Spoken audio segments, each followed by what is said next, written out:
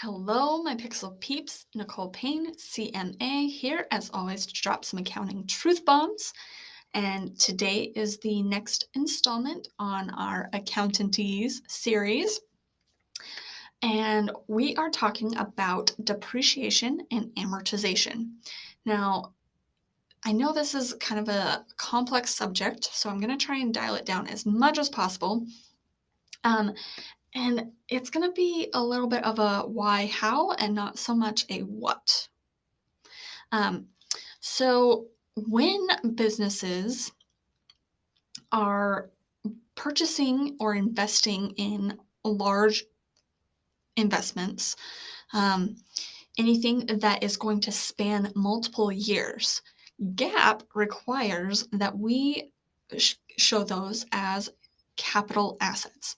So let's say you're purchasing a vehicle, or you're purchasing some major equipment, or you purchase a computer, or you invest in website development.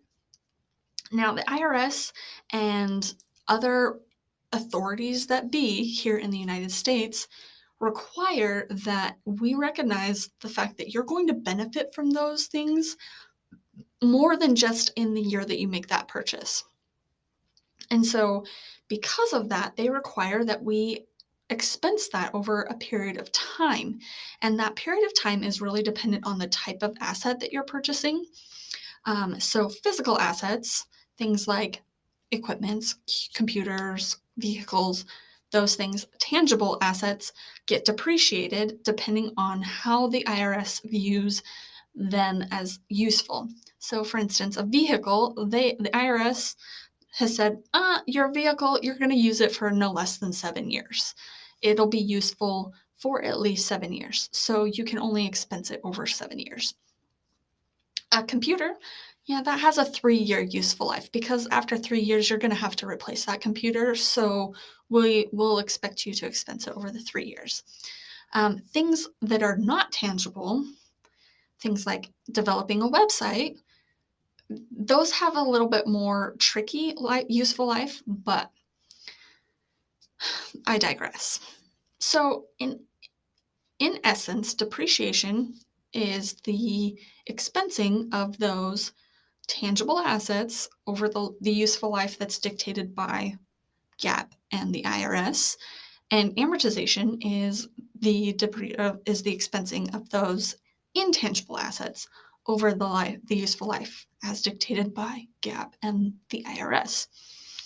But ultimately, the method of the concept behind both of these things is the same, regardless of whether it's depreciation or amortization. Um, so I kind of use those two interchangeably here in this video, or I'm going to almost exclusively refer to it as depreciation because more often than not, we're depreciating tangible assets. So on that note, there are several different acceptable ways of depreciating assets. But the most common for bookkeeping purposes is going to be straight line because it's pretty straightforward, pun intended, and it's more complicated, or it's more streamlined and less complicated. And basically what it is you take your asset purchase price and the previously mentioned dictated useful life. You divide your purchase price by the useful life, and that's how much depreciation you recognize each year. Straightforward, right? Well, but then the IRS had to get involved and say, but we're going to make some exceptions here. And the IRS has its own acceptable method of depreciation, and it's called makers. I hate it. I'm not really even going to go into that because it is ridiculously complicated and it's almost entirely useless for our purposes. But just want to let you know that it's out there, and maybe it's a future day I'll have Misty come in and join me on a video and we can talk about the differences between makers and straight line depreciation, but that's for another day. And so anyway, today was all about the depreciation and amortization, and I hope that I've at least made this a little bit clearer, probably about as clear as mud. If you have questions, comments, concerns, or anything that relates to depreciation or other terms that I've used that you want me to include on future Accountantese videos, drop them in the comments or shoot me an email. My contact information is on the last slide, and I'm always happy to help wherever possible. Until next time, take care, everybody.